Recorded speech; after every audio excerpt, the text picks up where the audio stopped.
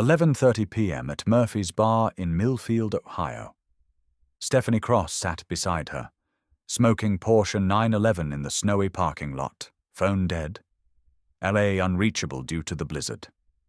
Inside, billionaire Richard Blackstone slammed his whiskey glass down, laughing with 4 other drunk CEOs after their late-night conference. "Poor little rich girl. Daddy's money can't fix everything," he shouted, pointing at Stephanie through the window. She stormed inside, fury blazing in her eyes. "My car broke down. I need a mechanic." Richard's laughter grew louder. "At midnight, in this godforsaken town?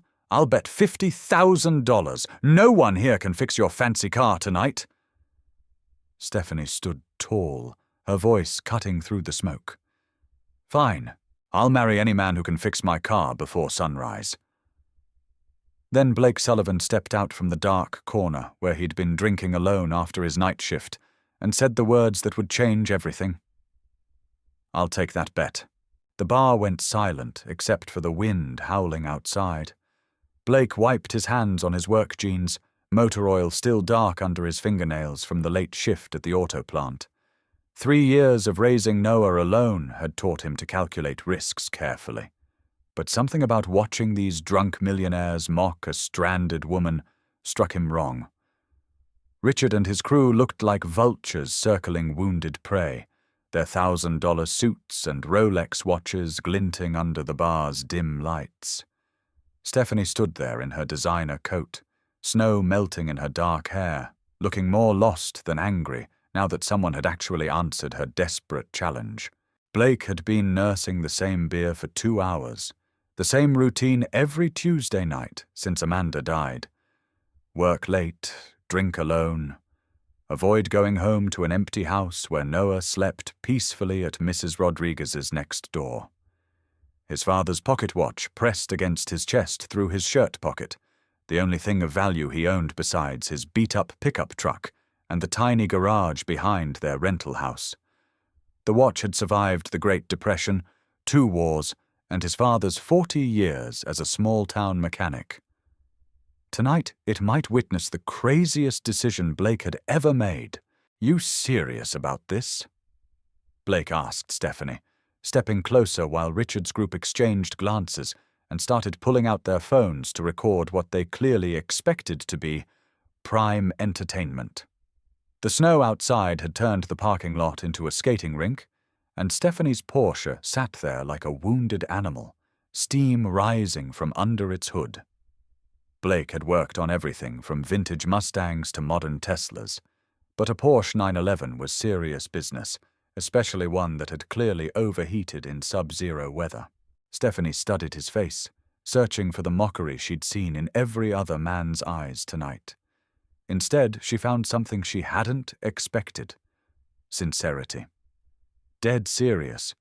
"But if you can't fix it—" she started, her voice quieter now, uncertainty creeping in. "Then you don't owe me anything," Blake finished, already moving towards the door. "But when I fix it, you keep your word?" The question hung in the air like the cigarette smoke above their heads, heavy with possibility and consequence. Stephanie nodded once, sharp and decisive. "I always keep my word." Richard stumbled off his bar stool, his designer shoes slipping on the wet floor as he followed them outside with his drunk entourage. "This is going to be viral gold," he slurred, already live streaming on his phone. "Watch this small-town loser try to fix a $200,000 car with duct tape and prayer." But Blake was already popping the hood, his trained eyes scanning the engine while snow collected on his shoulders. The turbo had blown, the cooling system had failed, and the electronic fuel injection was completely fried. In any normal garage with proper tools and parts, this would be a week-long job minimum. Blake looked up at Stephanie, who stood beside him completely focused on his every movement, ignoring the cameras and the cruel laughter from Richard's group. For a moment, their eyes met in the glow of his phone's flashlight, and something passed between them. Not attraction exactly, but recognition. 2 people who understood what it meant to be underestimated. My garage is 3 blocks away. Blake said simply. This is going to take all night. Stephanie pulled her coat tighter against the wind and nodded. Then we better get started. What Blake didn't know as they loaded her car onto his tow truck was that Stephanie Cross wasn't just any stranded rich girl. She was the CEO of Cross Industries, worth $3.8 billion, and the granddaughter of one of the most ruthless business tycoons in America.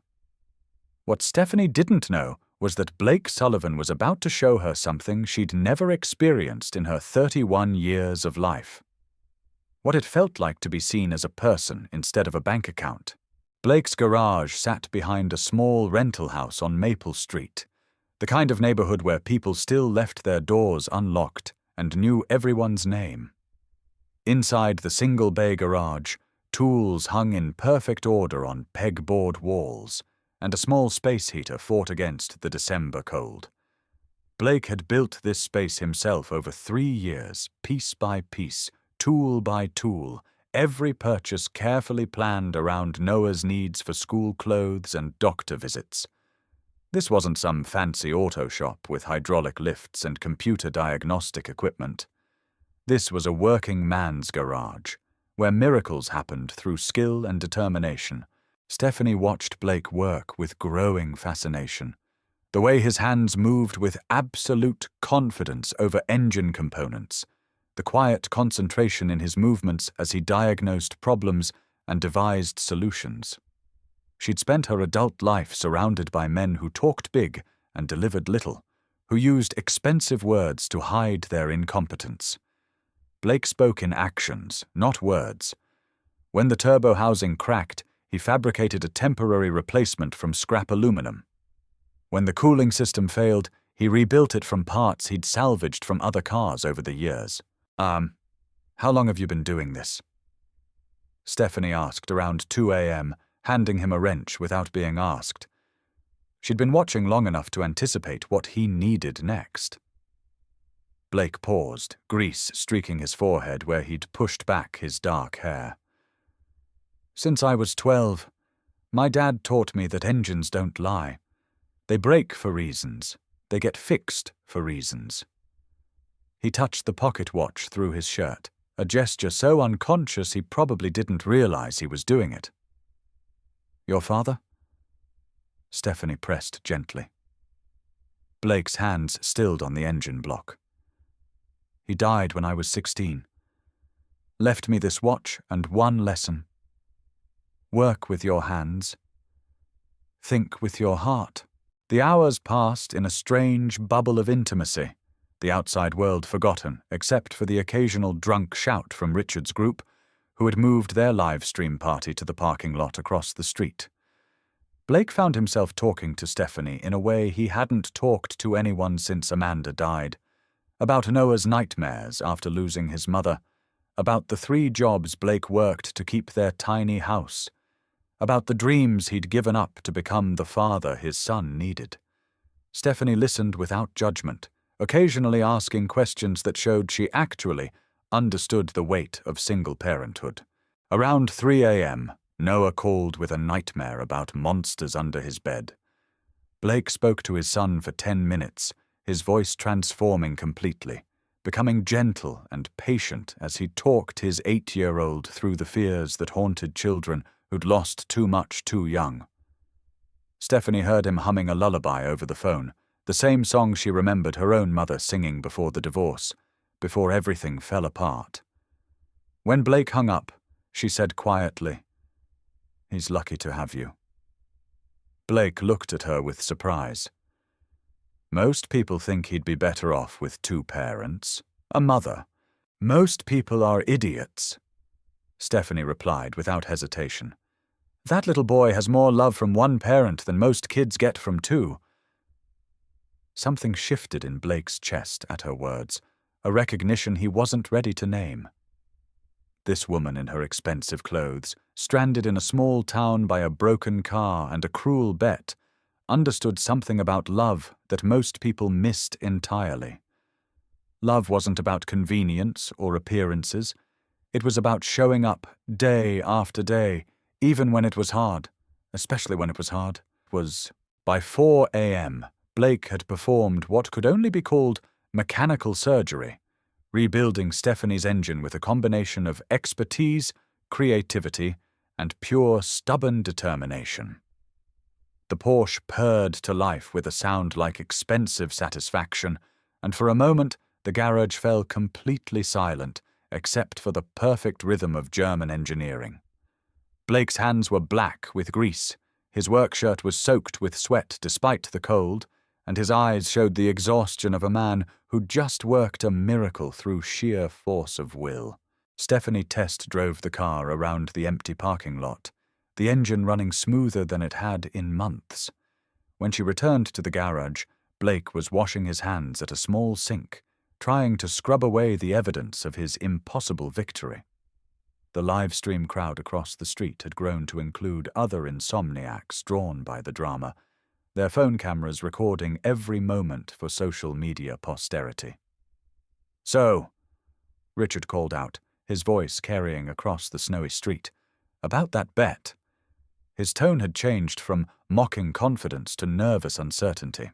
Stephanie looked at Blake, really looked at him, seeing past the grease-stained clothes and working-class accent to the man who'd just spent 6 hours proving that impossible was just another word for untried. She thought about her empty penthouse in Manhattan, her board meetings full of men who saw her as a chess piece in their power games, her trust fund that came with strings attached to every dollar. Then she looked at this man who'd asked for nothing except the chance to prove himself, who'd worked through the night not for money or fame, but because he'd given his word. "I keep my promises," Stephanie said, loud enough for Richard's cameras to catch every word. She turned to Blake, extending her hand in a gesture that was part business deal, part leap of faith. "Blake Sullivan, will you marry me?" The question hung in the freezing air like a challenge to everything both of them thought they knew about their lives. Blake stared at her as if she'd just asked him to fly to the moon. "Mom, I don't even know who you are." Stephanie smiled, the first genuine smile she'd felt in months. "Stephanie Cross Industries. Google me when you get home." Richard's group erupted in disbelief, their cameras capturing every moment of what they assumed was an elaborate joke. "Stephanie, you can't be serious!" Richard shouted, stumbling through the snow toward them. "He's a mechanic, a nobody!" But Stephanie's attention remained fixed on Blake, who stood there holding her business card like it might explode in his hands. "Think about it," she said simply. "I'll be in town until you decide." She climbed into her perfectly running Porsche and drove away, leaving Blake standing in his garage with a business card worth more than his house and a decision that would change everything. The next morning brought reporters, social media influencers, and curious townspeople to Blake's quiet street. The hashtag Millionaire marriage bet was trending worldwide, and Blake's garage had become an unlikely tourist destination. Noah came home from Mrs. Rodriguez's house to find news vans parked on their lawn and strangers taking selfies in front of their mailbox. "Daddy, why are all these people here?" the 8-year-old asked, clutching his backpack and looking overwhelmed by the chaos. Blake pulled his son close, feeling the weight of unintended consequences. "Sometimes adults make complicated decisions, buddy, and sometimes those decisions get attention." Blake's phone had been ringing non-stop since sunrise, reporters wanting quotes, social media managers offering endorsement deals, and lawyers representing various parties interested in the marriage contract. He'd turned off the phone and hidden in his garage, trying to process what had happened in the clear light of day. The business card sat on his workbench like evidence of a fever dream. Stephanie Cross, CEO Cross Industries, net worth $3.8 billion according to Google. The youngest female CEO in Fortune 500 history, heir to a real estate empire that owned half of Manhattan. Around noon, Stephanie returned, this time wearing jeans and a simple sweater that probably cost more than Blake's monthly rent, but made her look almost normal. She found Blake teaching Noah basic engine maintenance, their heads bent together over the engine of an old Chevy pickup truck. Father and son looked up as she approached, Noah's eyes wide with curiosity. "Are you the lady who's going to marry my daddy?" the boy asked with the directness that only children possess. Stephanie crouched down to Noah's eye level, studying his face that was so much like his father's. "Maybe. What do you think about that?" Noah considered this with the seriousness of a Supreme Court justice. "Daddy says he'll never marry anyone except Mommy, but Mommy's in heaven now." The innocent words hit both adults like physical blows, the casual cruelty of childhood honesty cutting through all pretense. Blake's jaw tightened, and he started to apologize, but Stephanie held up her hand. "Your daddy loved your mommy very much," she said gently. "That means he knows how to love. That's a good thing in a husband." Noah seemed to accept this logic and returned to his engine parts, leaving the adults to navigate the emotional minefield he'd just created. Local news crews arrived by 2 p.m., turning Blake's neighborhood into a circus. A reporter from Channel 7 ambushed Blake as he walked Noah to the school bus, microphone thrust in his face while cameras rolled. "Mr. Sullivan, do you really intend to marry Stephanie Cross? What do you say to critics who claim you're just a gold digger?" Blake stopped walking, his hand protective on Noah's shoulder, and looked directly into the camera with the steady gaze of a man who'd worked for everything he owned. "I say people should mind their own business and let a man think in peace." But peace was the last thing Blake would get. By evening, Margaret Cross had arrived in Millfield with an entourage that included lawyers, security personnel, and enough attitude to freeze Lake Erie. The 78-year-old family matriarch swept into Blake's garage like a winter storm, her black Bentley and security detail drawing crowds of curious neighbors. Margaret Cross had built an empire through 70 years of ruthless business decisions, and she had no intention of letting her granddaughter throw it all away on a small-town mechanic with romantic delusions.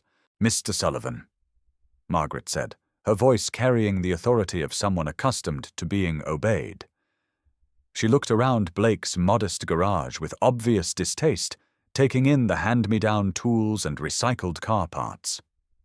"I understand my granddaughter has been staying here." Blake straightened his spine, recognizing the trap in her tone. "She came by to talk, that's all." Margaret smiled coldly, the expression of a shark detecting blood in the water. "Good, because I'm here to ensure this ridiculous situation ends before it goes any further." Margaret placed a briefcase on Blake's workbench and opened it with theatrical precision, revealing stacks of $100 bills arranged in neat rows. $1 million, she announced, as if the money itself was a weapon. "More than you'll make in 10 years of fixing cars. All you have to do is forget my granddaughter exists." Blake stared at the money. More cash than he'd ever seen in one place, enough to pay off his house, send Noah to college, maybe even buy a real garage with proper equipment. The smart play was obvious. Take the money, keep his head down, go back to his quiet life. Instead, Blake closed the briefcase with a sharp click and pushed it back across the workbench. "I wouldn't take your money if my son was starving." Margaret's eyebrows rose in genuine surprise. Men didn't often refuse her offers, especially men with nothing to lose and everything to gain. How noble, but ultimately pointless. She signaled to one of her lawyers, who stepped forward with a manila folder. "Custody evaluation for Noah Sullivan. Effective immediately. A single father with financial troubles and questionable judgment is hardly an ideal guardian for a growing child."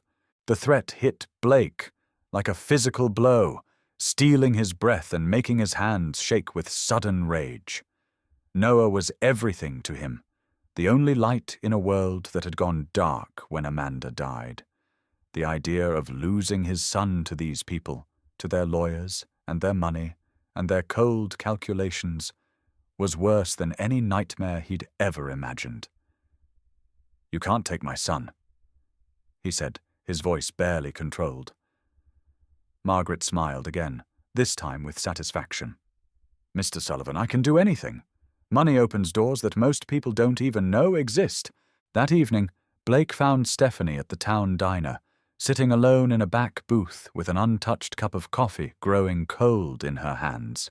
She looked up as he approached, seeing immediately that something had changed, that the easy camaraderie of the previous night had been replaced by something harder and more desperate.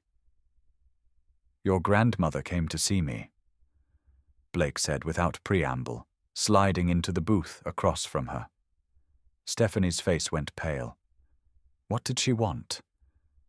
But even as she asked, Blake could see that she already knew.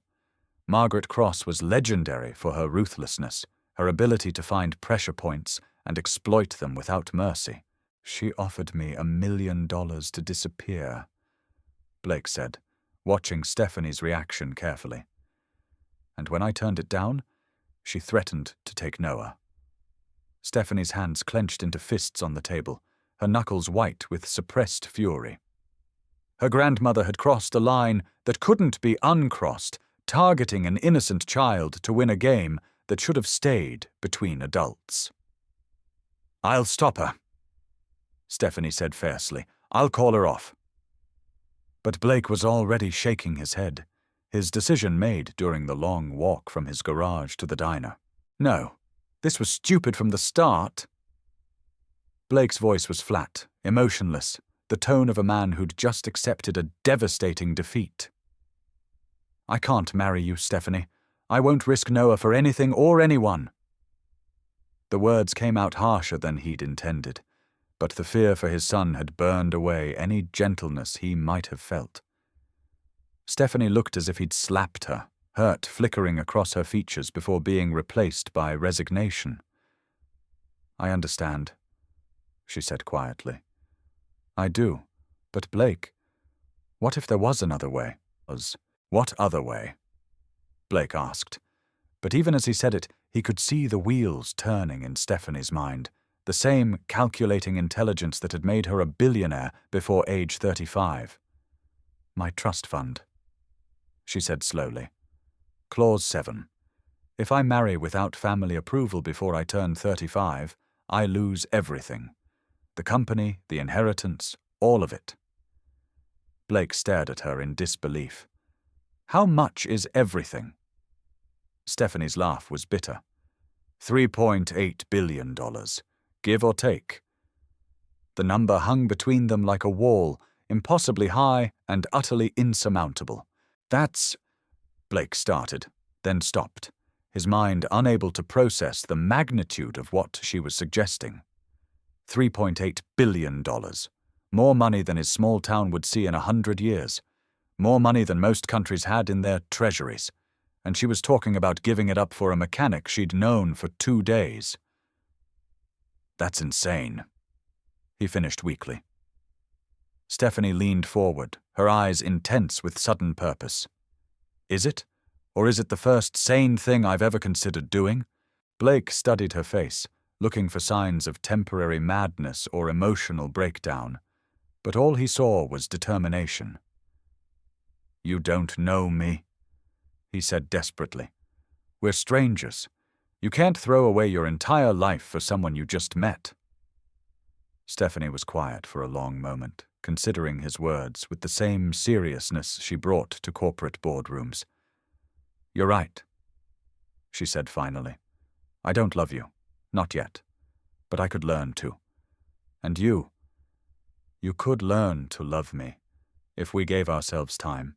The honesty of her admission stunned Blake into silence. Here was a woman worth more than most nations, offering to trade everything she'd ever known for the possibility of something real. Not the guarantee of love, not the promise of happiness, but simply the chance to find out what they might become together. "Why?" he asked, his voice barely above a whisper. "Why would you risk everything for maybe?" Stephanie reached across the table and covered his work-roughened hand with her smooth one. because maybe is all anyone really has.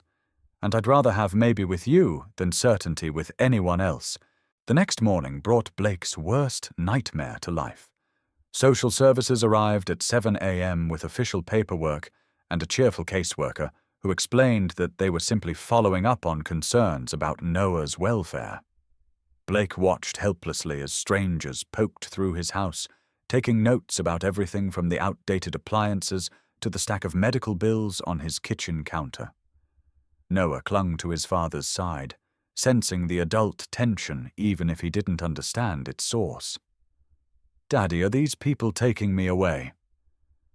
The 8-year-old whispered, his voice small and scared. "No, buddy," Blake said firmly, even though he wasn't sure he was telling the truth. "No one's taking you anywhere." But the caseworker's professional smile and clipboard full of deficiencies told a different story. Single father, irregular income, living in rental property, child spending nights with neighbors during parents' work hours. On paper, Blake's life looked like a textbook case for intervention. In reality, he was a devoted father doing his best with limited resources, but social services dealt in documentation, not love. Stephanie arrived as the caseworkers were leaving, her face grim with determination. She'd spent the night on her phone with lawyers, private investigators, and political contacts, calling in favors and applying pressure wherever she could find leverage. "It's going to be okay," she told Blake, but her voice lacked conviction. Margaret Cross had connections that reached into every level of government, judicial influence that money had been buying for decades. Fighting her through official channels would be like using a water pistol against a hurricane. "I have to end this," Blake said, his voice hollow with defeat. "I have to give her what she wants." He looked at Noah, who was building a fort out of couch cushions in the living room, oblivious to the adult drama swirling around him. The boy was humming the same lullaby Blake had sung to him over the phone, the melody that connected them across the divide between waking and sleeping, safety and fear. Everything Blake did, every decision he made, came down to protecting that innocence, that trust, that unconditional love. Stephanie followed his gaze and understood immediately. She'd grown up in a world where children were pawns in adult games, where custody battles were won with checkbooks rather than character. "What if I told you Margaret was wrong?" she said quietly. "What if I told you there was a way to fight her that she'd never see coming?" Blake looked at her skeptically. He'd learned not to trust easy solutions or promises that sounded too good to be true. "What kind of way?" Stephanie's smile was sharp as winter steel, the kind that uses her own weapons against her. That afternoon, Stephanie drove to Cross Industries headquarters in Cleveland, her jaw set with the same determination that had built the family empire. She found Margaret in the executive boardroom, surrounded by lawyers and advisors who scattered like startled birds when Stephanie entered. "Grandmother?" Stephanie said formally, taking a seat at the polished mahogany table where billion-dollar deals were made and destroyed daily. "We need to talk." Margaret dismissed the lawyers with a wave of her hand, keeping only her personal attorney as witness to whatever confrontation was about to unfold. "I assume you've come to your senses about this mechanic," Margaret said, her tone suggesting that any other outcome was unthinkable. "I have," Stephanie replied smoothly, "which is why I'm formally announcing my resignation as CEO of Cross Industries, effective immediately." The words hit the boardroom like a physical explosion, papers scattering as Margaret's attorney dropped his briefcase. Margaret herself went very still, her face draining of color as she processed what her granddaughter had just said. "Don't be ridiculous," Margaret said finally, but her voice lacked its usual authority. "You can't resign. You're the only heir qualified to run the company." Stephanie pulled a typed letter from her purse and placed it on the table with ceremonial precision. "I can and I am. I'm taking a leave of absence to discover who I am outside this corporation, to learn what it means to work for something instead of inheriting it." Margaret's hands shook slightly as she reached for the resignation letter. Stephanie, think about what you're doing. This company is your legacy, your future. No, Stephanie said quietly. This company is your legacy, grandmother. Built with your vision, your sacrifices, your choices. I need to find out what mine are. She stood to leave, pausing at the boardroom door for her final words. And if you continue to harass Blake Sullivan or threaten his son, I'll make sure every business publication in America knows that Cross Industries' leadership is so unstable they're using custody courts to settle personal vendettas. Your stock price won't survive that kind of publicity. The threat landed with surgical precision, hitting Margaret where she was most vulnerable. Her reputation as a shrewd businesswoman who never let emotion interfere with profit. The idea that she might be seen as a vindictive old woman using corporate power for personal revenge was more damaging than any lawsuit. You're making a mistake, Margaret said, but the fight had gone out of her voice. Maybe, Stephanie agreed. But it's my mistake to make. Blake was waiting when Stephanie returned to Millfield that evening, sitting on his front porch steps with Noah beside him, both of them throwing a tennis ball for the neighbor's dog. It was such a normal domestic scene that Stephanie felt her heart constrict with unexpected longing. This was what she'd been missing in her glass tower office, these moments of simple connection that money couldn't buy. How did it go? Blake asked as she approached, though her expression had already given him the answer. Margaret's backing down, Stephanie said, settling onto the steps beside them. The custody threat is over. Noah looked up from his game, relief obvious on his young face, even though he didn't fully understand what had been at stake. Does that mean the scary lady won't take me away from Daddy? He asked with child's directness. Stephanie ruffled his hair affectionately. No one's taking you anywhere, sweetheart. You're exactly where you belong. Noah seemed satisfied with this answer and returned to his game, leaving the adults to navigate the more complex emotions between them. What did you give up? Blake asked, because he understood that victories like this always came with a price. Stephanie was quiet for a moment, watching Noah chase the dog around the small front yard, his laughter bright in the cold evening air. Everything, she said simply, and nothing that really mattered. Blake studied her profile, looking for signs of regret or second thoughts, but all he saw was peace. Do you mean that? He asked. Or are you just saying what you think I want to hear? Stephanie turned to face him fully, her eyes serious but warm. Blake Sullivan, in 3 days you've shown me more about real life than 31 years in boardrooms ever did. You've shown me what it looks like when someone works for love instead of profit, when someone keeps their word even when it costs them everything. She paused, choosing her next words carefully. I don't know if what's between us will become love, but I know it's already become something worth fighting for. Blake felt something shift in his chest, a recognition he'd been avoiding since that first night in his garage. This woman had walked away from billions of dollars not for him, but for the chance to discover who she really was. She'd faced down her own grandmother and sacrificed everything familiar for the possibility of something real. Stephanie, he said, his voice thick with emotion he wasn't ready to name. But she placed a finger gently against his lips, stopping his words. Don't say anything you might regret, she said softly. We have time to figure this out, time to see if maybe can become something more. Blake captured her hand in his, feeling the contrast between her soft palm and his calloused fingers. The difference between their worlds made manifest in the simple touch. What if I told you that maybe has already become something more? He said, the admission torn from somewhere deep in his chest. What if I told you that somewhere between fixing your car and watching you play with my son, I started falling for you? Stephanie's breath caught, hope and fear warring in her expression. I'd say that sounds like the beginning of something worth betting everything on. Blake reached into his shirt pocket and pulled out his father's watch, opening it to reveal a simple diamond ring nestled where the clockwork should be.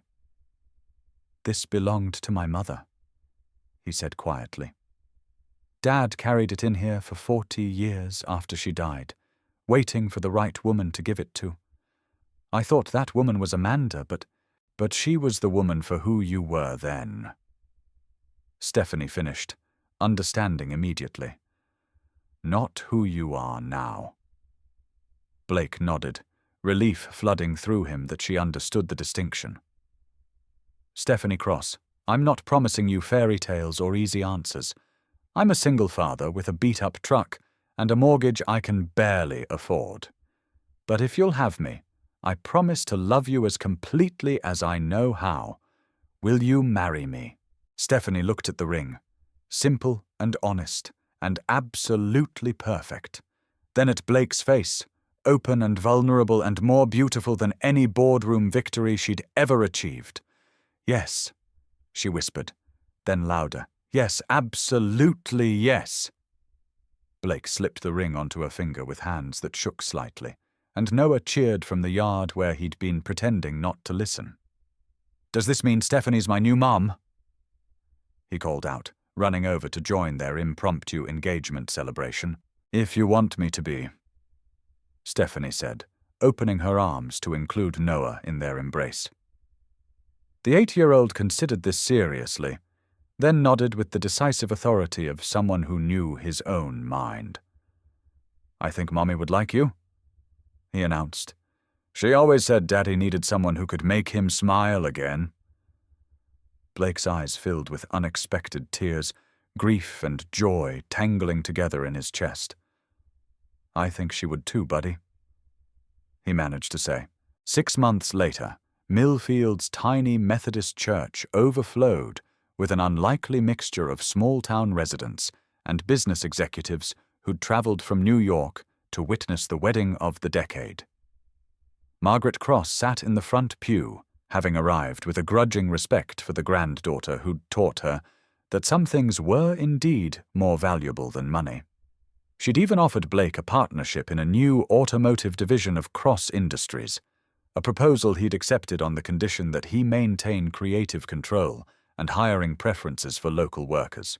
Sullivan and Cross Automotive had become the success story of rural Ohio, employing 12 people and serving customers from 3 counties who appreciated the combination of old-fashioned craftsmanship and cutting-edge diagnostic technology. Blake handled the restoration and custom work, while Stephanie developed software that revolutionized how small garages managed inventory and customer relationships. Together, they'd created something neither could have achieved alone, a business that honored both tradition and innovation. Noah, resplendent in his first real suit, carried the wedding rings in his grandfather's pocket watch, understanding finally that some things were worth more than their monetary value. He'd grown 3 inches and gained confidence that came from knowing he was deeply loved by not one, but 2 adults who'd chosen to build a family together. His nightmares had faded, replaced by dreams about the garage expansion Blake and Stephanie were planning, complete with a computer lab where Noah could develop the car diagnostic app he'd been designing.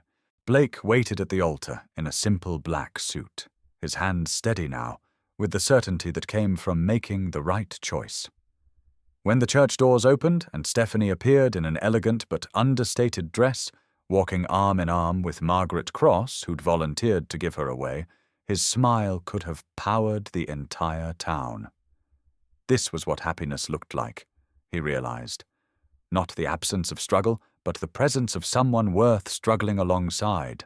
The reception was held at the volunteer fire department, the same building where Blake had first learned to work with his hands during high school shop class.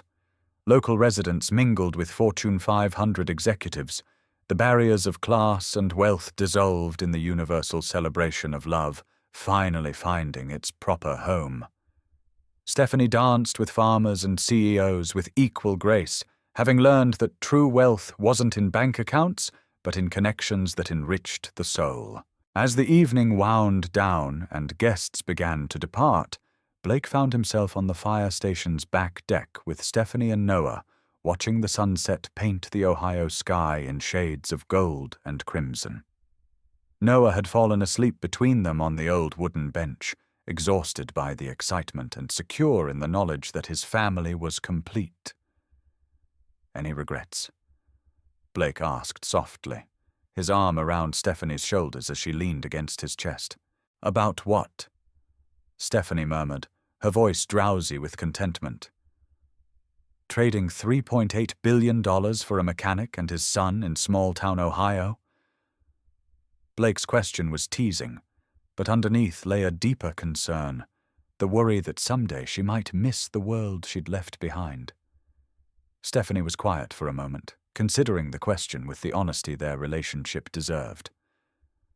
"I didn't trade anything," she said finally. "I just finally figured out what was actually valuable."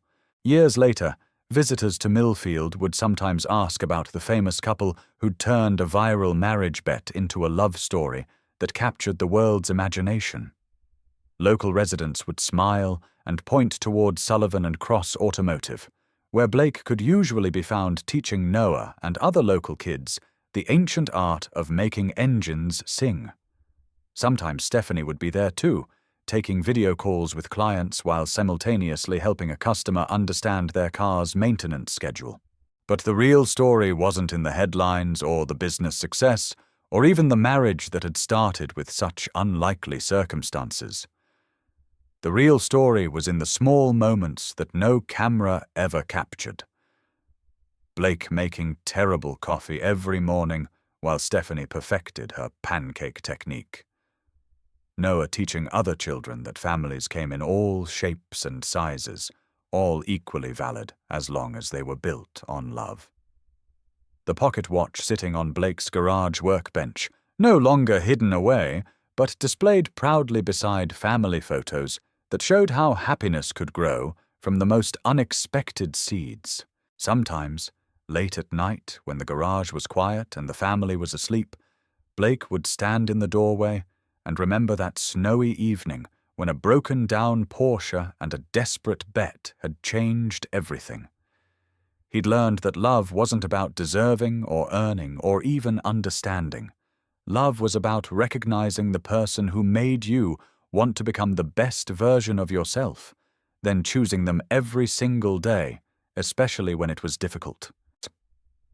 And in the small house on Maple Street, where ordinary miracles happened daily and love grew stronger through shared struggles rather than despite them, three people who'd found each other against impossible odds continued writing their story one day at a time. Not because they'd lived happily ever after, but because they'd learned that happiness was a choice made new each morning, a bet placed daily on the possibility that love was always worth the risk.